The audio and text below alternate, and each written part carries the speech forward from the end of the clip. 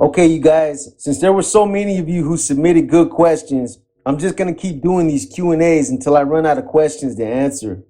Also, some of you have asked for specific profiles on Tarzan, Big Smiley, Pinky, and others. I've been working on them, so trust me, I'm seeing all of your requests.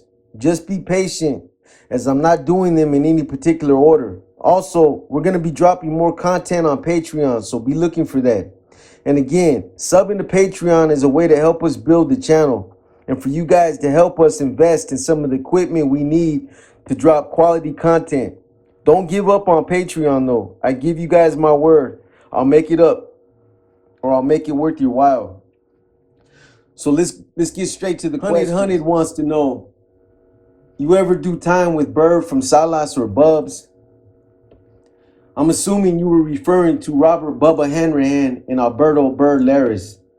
Yes, I've done time with both of these brothers, but out of the two, I'm a lot closer to Bubba. I was in Quentin with Bird back in the 90s in Carson section when they were using it as AdSeg overflow. And I've not only done time with Bubba, but I also functioned with him on the streets when they paroled me to Monterey County.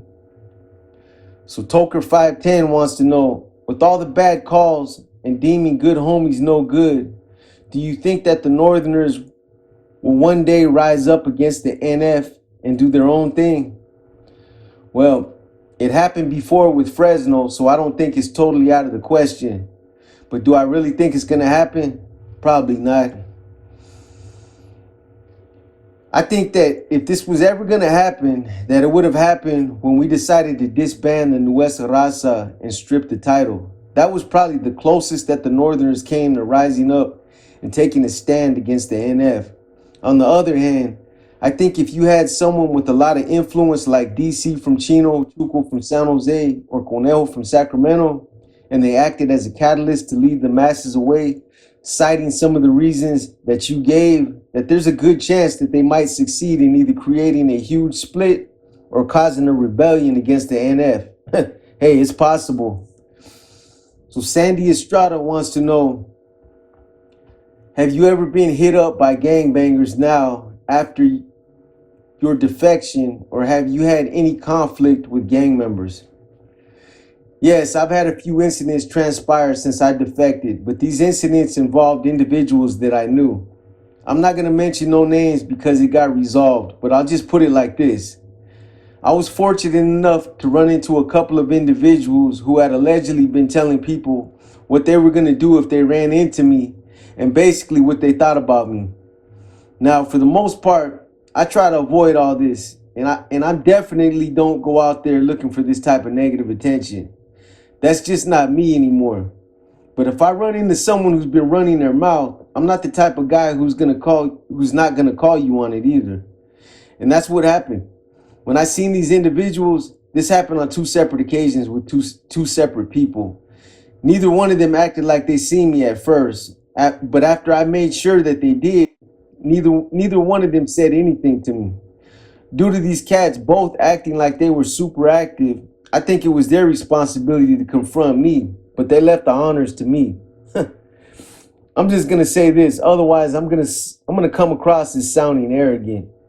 I pushed the issue and confronted these cats in front of their company, but neither one of them wanted to take it there. One of them actually made me call his bluff, but when I did, I wasn't picking up the same kind of energy that they were giving off when they allegedly said the things that they did. In fact, they were the first ones to stick their hands out and say, "It's all good, Box. I ain't tripping off all that bullshit." Yeah. So SFM 2012 wants to know, we need to see a celebrity boxing match between Boxer and Lencho.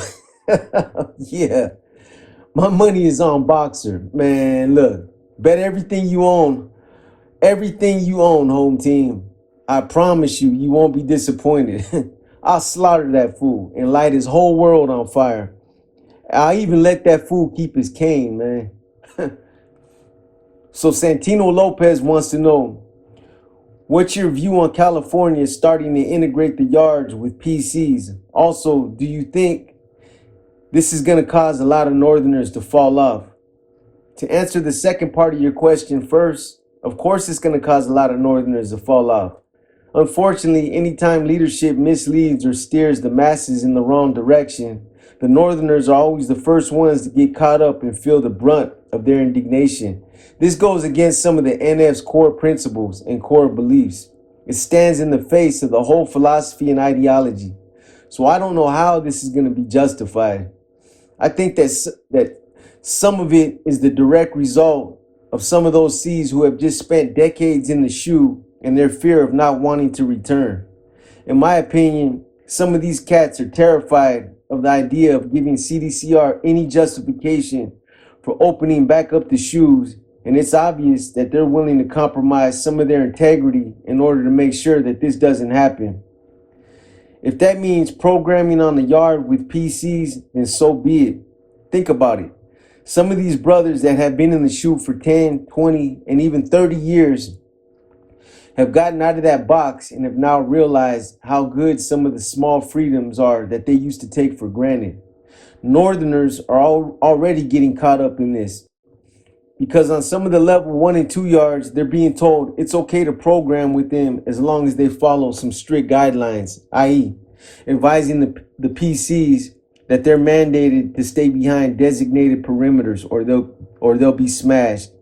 That dropouts can stay, but child molesters have to go, etc., etc. So on some level, they're being told that it's being allowed, but there's certain policies that must be abided by. But then others are saying that it's not being allowed under any circumstances. This is where the confusion is coming from. So now, when some of these Northerners pull up to a new household and they report that they were on some of these 50-50 yards, they're being hit. Others aren't sure where they stand, so they just end up locking it up. So Santino Lopez wants to know, do you know why Federico from San Fran was killed? I know one time he was smoking KJ on the yard with a bulldog by the name of Conejo. Yeah, I knew Federico. He was from my neighborhood. His name was Federico Arevalo. I don't know nothing about the incident you made reference to, but I do know that this is the reason why he was killed. On July 19th, 1992, Federico was shot and killed with another homeboy of mine named Barry San Jose, who was also from my hood. Edward Little Roach Aroche and William Dreamer Fernandez, who were also from my neighborhood, were later arrested and convicted for these two murders. Federico was lured to his death due to him allegedly undercutting drug prices that directly affected the NF and because he refused to pay kickbacks to the San Francisco Street Regiment. Barry San Jose was just giving Federico a ride, but ended up being an innocent casualty to this murder and was subsequently also shot and killed just to eliminate any witnesses. Poor dude, man. In the included picture, Federico is standing in the back row wearing the white tank top, fourth from the left. So Linji Guizar, I don't know if I'm pronouncing your name right, man, but that's what it is. Do you got to put in more work if you got like an X4 tattoo or 4 dots? I'm just typing these questions exactly like you guys are writing them. So if this grammar is off or they sound all fucked up, it's not my fault, man. No, you're not going to be required to put in work just based on those kinds of Norteños associate tattoos. But what they are going to obligate you to is being active within the movement. Since you got those tattoos, I'm sure you already had intentions on being part of that movement. But either way, those tattoos are just going to lock you in. So Bird Doe wants to know, how about positives, redemption? Any brothers go in, educate himself, and make it to the streets to become successful, own a business, become a millionaire? That would be a good success story, but unfortunately the NF wouldn't allow it. Let me clarify that. If you were a member of the organization, you most definitely wouldn't be allowed to pursue success without the organization being all up in your pocketbook. They'd want their cut no matter how much you gave. It would never be enough. The same would apply to NR members or to just even non-affiliated street gang Norteños as well. Providing you were in some extraordinary circumstances outside the norm, the organization would be all up in your pocket too. They wouldn't let you fly solo, and your success would be expected to be shared with and by many. The philosophy would be manipulated and shaped to justify sharing everything you got. Under the same concept of that old mandate, El Norte law. You fly our colors, you're protected by our establishments, you reap the spoils of our sweat and blood, so therefore you're obligated to share your success in the same right. If a Norteño became successful and he became a millionaire, he would be extorted covertly, but on the outside, or overtly, it would get prettied up and he would be told that he's making an honorable contribution to the organization as a whole. That's what it is. So Snake Toms wants to know, do you have contact with Rudy now that he's all grown up? I'm assuming you were referring to Rudy, who was mentioned in my book, my ex-wife Vicky that passed away, her son, right? Unfortunately, no. I don't communicate with that kid anymore.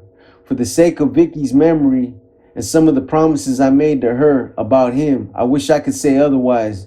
But because of his own actions and because of certain things he chose to do, more specifically, slandering my name and saying some way out fabricated shit about me on a Facebook post, all because I wouldn't give him money and concede to his demands, I had to cut ties with him.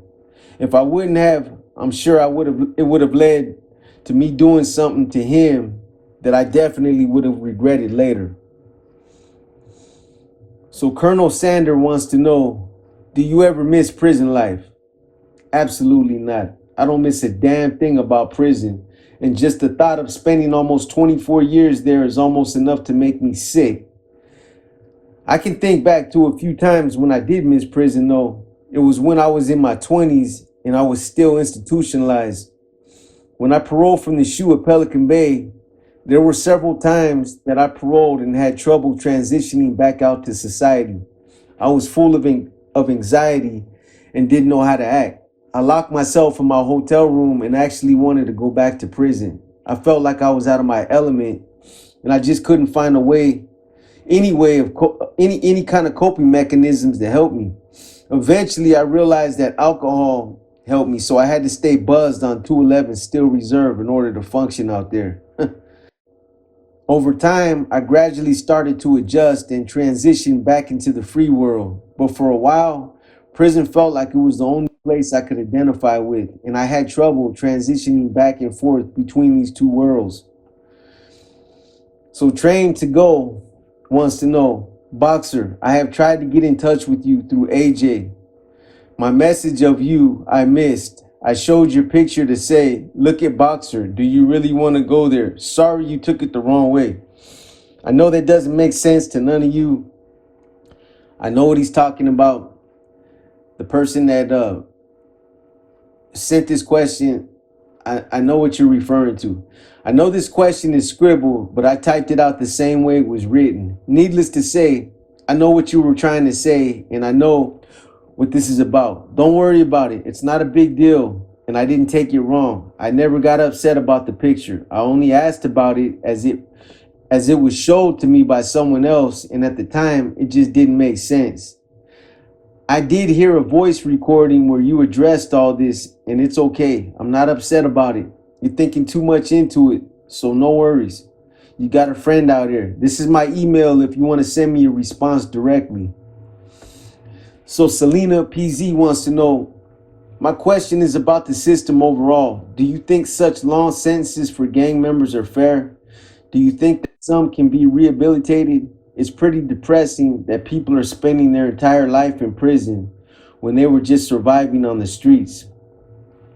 I agree. Some gang members that have been bred into the life and who have become products of their environment never had a chance. They do what they were taught to do. They emulated what they grew up seeing, and as a result, it cost them the rest of their lives in prison. Yes, I do think that gang members can be rehabilitated. They're just like everyone else, but they have to want it. Some of us are lucky as the blinders end up coming off while we still have a chance. And then unfortunately for some others, years down the line when it's usually too late, a light goes on and they wake up out of that abstracted walking coma they've been walking in. It's a sad cycle, but the system doesn't do shit to rehabilitate these guys. They're left with finding ways to rehabilitate themselves. As far as the long sentences, of course their sentences are too long. The enhancements, strikes, and gang allegations are designed to break them and to basically justify throwing them away. There's no reason why a gang member should be given more time than someone who exploits and molests children. Hopefully, some of the laws will change soon, and hopefully, the criminal justice system will realize that punishment isn't always the best way to deal with gang members. How about finding ways to help break the cycle and finding ways to figure out why the gang lifestyle becomes so appealing to young kids who don't know better? So Louis Romero wants to know, I know this ain't gonna make any sense to you guys, but just listen to my response. Louis Romero wants to know, gracias for answering my question. You killed him on the Machina. Romero bandit Lujan going to prison in 1982. Being part of Babo faction. Enjoyed the podcast with Sleepy. Liked the MC and corny profiles. Spoke to Happy regarding Dino. Basically what this is right here is multiple questions all kind of consolidated into one question. I just kind of made points. So, Louis, hey brother, I appreciated all the comments, but as you can see, there was just too much narrative, so I just included the points of some of the things you mentioned. Like I said before, brother, you stand out head and shoulders above most of the rest because I can tell you've been around some of those circles in the past. The respect is always extended. Anyways, no need to thank me for responding to your questions. When you're dropping some of the best questions, how can I pass them up? As far as killing them on the Machina, laugh out loud. On the reels, some homeboys dreaded coming in the yard just because of the Machina.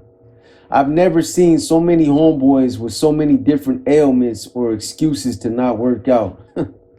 But you know who really used to complain? The African brothers. They would be livid saying, come on, man, you're killing the machine. Aside from the amount of burpees, what really killed them was my pace and how fast I go. A good shot of honey before a yard used to always do it. I was aware of everything you mentioned with regard to Bandit. Yes, he was a good dude. Straight cowboy fan too. But we spent about 9 months in the same pod, so he had a chance to let me scope out some of that paperwork you mentioned. I'm glad you enjoyed the podcast and the MC corny profiles. Hopefully I can maintain those expectations. We're going to continue pushing the podcast, so in time, it should get better. Thank you again for all the questions and, of course, for all the positive feedback.